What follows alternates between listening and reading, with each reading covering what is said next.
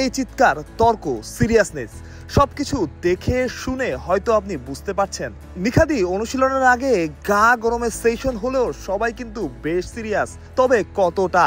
Coach, cricketer একসাথে নেমেছেন, ছিলেন আবার রেফারিও। একটা খেলা যেখানে জিততে চান সবাই। কে জিতলো শেষমেশ, কি হলো, সেই গল্পটাই বলবো। স্কিল ট্রেনিং শুরুর আগে ফিটনেস সেশন, কাজ দেওয়া ছিল কিংবা প্রতিযোগিতা। যে আগে বল ধরে থ্রো করে নির্দিষ্ট জায়গায় পৌঁছতে পারবে সেই জিতবে। প্রতিবারে 1 পয়েন্ট করে। কোচদেরও আলাদা দল ছিল, যেমনটা শুনছিলেন, ছিলেন ম্যাচ রেফারিও। এই সবকিছুই সেই সেশনটাকে উপভোগ্য করে তুলেছিল। Mohammad Salahuddin serious pace bowling coach, Shaun Tait কিংবা ফিল্ডিং কোচ, সবার মধ্যেই অন্যরকম একটা উত্তেজনা, উন্মাদনা।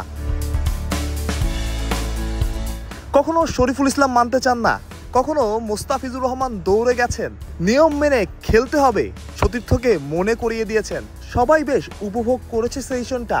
সন্তানের পিতা হবার খবর শুনে নিজ দেশে ছুটেছেন ফিটনেস ট্রেনার নাথান কেইলি। তবে দল আছে সুপার সিরিয়াস, অন্যরকম উন্মাদনা কাজ করছে সবার মধ্যেই। ওই বিশ্বাসটা, এই যে চ্যাম্পিয়ন হওয়া সম্ভব। শেষমেশ জিতলেন মোহাম্মদ সালাহউদ্দিনই। তার সে কি উদযাপন দেখে যে কারো হয়তো মন ভালো হয়ে যাবে। পুরো দল একসাথে আছে, চাঙ্গা আছে, এটাই বোধহয় ভালো খবর। দুবাই থেকে মাহফুজ প্রত্যয়, বিডি ক্রিক টাইম।